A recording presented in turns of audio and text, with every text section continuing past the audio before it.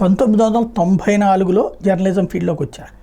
Stringer నుండి ప్రారంభించి staff reporter, జిల్లా ఇన్ఛార్జి, రీజనల్ బ్యూరో చీఫ్, అట్లాగా చీఫ్ ఎడిటరు, వైస్ ప్రెసిడెంట్ దాకా అన్ని డిజిగ్నేషన్లో పనిచేసి కోస్తా, ఉత్తరాంధ్ర, రాయలసీమ ఇన్ఛార్జీలుగా చేయడం ద్వారా ప్రతి ఊరు సందు టచ్ చేసి, అట్లాగే స్టేట్ ఉమ్మడిగా ఉన్నప్పుడే చీఫ్ ఎడిటర్గా పనిచేయడం ద్వారా, అట్లాగే విడిపోయిన 2 రాష్ట్రాలప్పుడు కూడా చీఫ్ ఎడిటర్గా పనిచేయడం ద్వారా పూర్తిగా ప్రతి అంశానికి సంబంధించి తిరగటం, 30 ఏళ్ళ నుండి జనంలో తిరగడం వల్ల కొన్ని అంశాలు ఊరికినే అందరూ ఆలోచించినట్టు వేగ్గా ఆలోచించడం నాకు అలవాట్లేదు.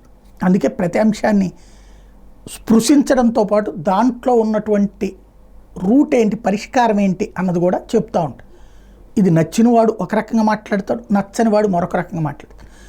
రాజకీయ పార్టీలకు ముద్రలు వేసేసేసి తోసేద్దామని చూస్తారు. కానీ నేను నా ప్రతి వార్తలో కూడా సమాజానికి జరగాల్సినటువంటిది, అంటే ఏదో తిట్టుకుంటూ కూర్చోవడం కాదు, ఒక సొల్యూషన్ వైపుకి వెళ్ళాలన్నదే నా ఆలోచన ఉంటుంది.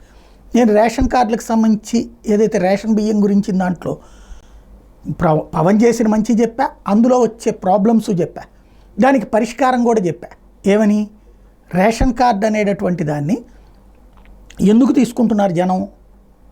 రేషన్ బియ్యం కోసం కాదు. దాదాపు ఆ బియ్యం తింటున్నటువంటి వాళ్ళు 20-30% మందే ఉంటారు. మిగతా వాళ్ళు బియ్యం అవసరం లేదు కాబట్టి కార్డు తీసుకోకూడదు. కానీ ఎందుకు తీసుకుంటున్నారు? ప్రతి సంక్షేమ పథకానికి కార్డుతోనే ముడి.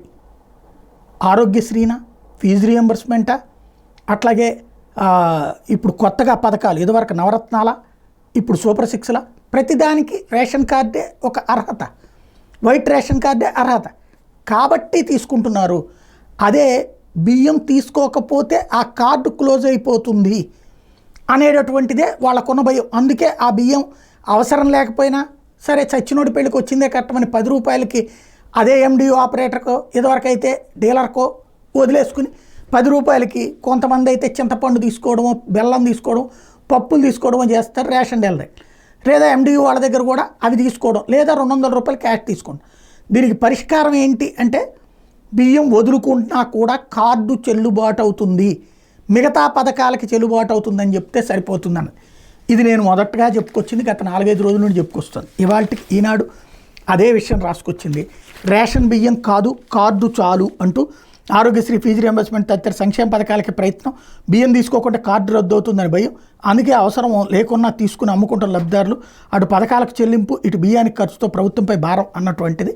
రాష్ట్రంలో మొత్తం కుటుంబాలు, నేను ఇలా ఎప్పటి నుంచో చెప్తున్నది ఇదే, రాష్ట్రంలో మొత్తం కుటుంబాలు 1,68,00,000, తెల్ల రేషన్ కార్డు 1,48,00,000, కేంద్రం సాయం అందించేది నేను ఇంకా 87 అన్నా, ఇప్పుడు 92 లక్షలకి వెళ్ళిందట.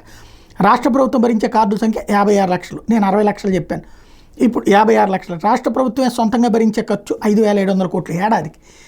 మొత్తంగా ప్రభుత్వాలు ఖర్చు పెట్టేవి 12,600 కోట్ల రూపాయలు, అంటే దాదాపుగా హయ్యెస్ట్ కేంద్ర ప్రభుత్వమే ఖర్చు పెడుతుంది. ఇది అసలు పాయింట్. ఇప్పటికైనా దీనికి సొల్యూషన్ ఆలోచించాల్సి ఉంది.